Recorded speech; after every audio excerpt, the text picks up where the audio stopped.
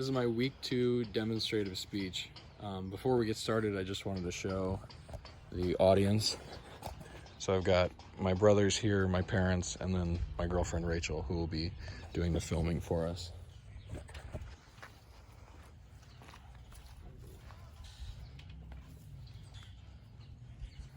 All right, so today I'm going to be showing everyone how we perform a hawk tackle. A hawk tackle is a move we use in football. There's a whole bunch of different ways to tackle people. It's one of the most basic maneuvers you'll see performed in the game. I mean, pretty much every play ends in a tackle. And the reason we call it the hawk tackle is because it was actually developed by Seahawks coach Pete Carroll, who is also the one who coined the term rugby style tackle.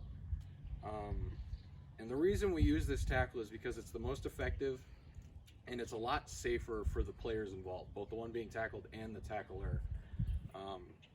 It works to get the head out of the equation, so there's no head and neck injuries. And like I said, it's also very effective in terms of actually performing the tackle itself. So there are 3 components. There's before contact, making contact, and after contact. And those are all vital pieces to actually making your tackle. So first we want to talk about before contact. So as we're building up to our hit, so this will be my ball carrier for right now, if he stands up for me. I want to key his near hip. So his closest hip, I want my eyes glued to his hip. That means that he can't shake me as much when he's trying to move back and forth. And it also means that I'm low enough to make the hit. I want to be low in an athletic stance, moving fast, and able to run through his hip. I don't want to be looking his eyes anywhere else because that gives him a better chance of getting me off my base or juking me out or any of those fancy highlight tapes you see all the time. So now that we've built up to the tackle, as we make our contact, we want to get our head in front of the ball carrier. So if he's running this way and I'm coming here, I want to get my head across.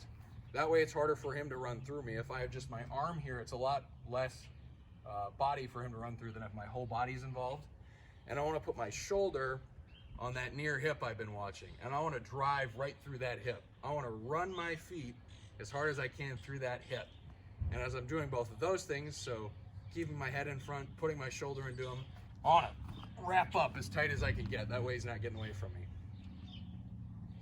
And as soon as I've made that contact, and I've locked him up and I've got him held, I want to start running my feet through him.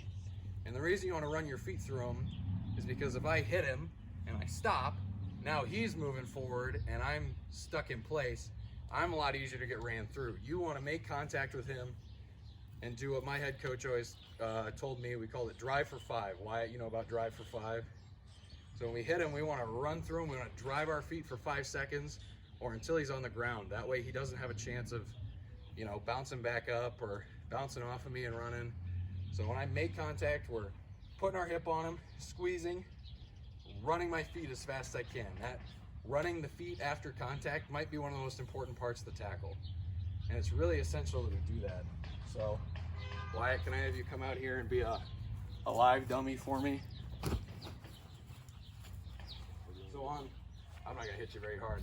On go, all I need is you to just run, just jog along right here. I'm gonna give you a real tackle, but I'm gonna try not to kill you. So, go. So watching, wrap up.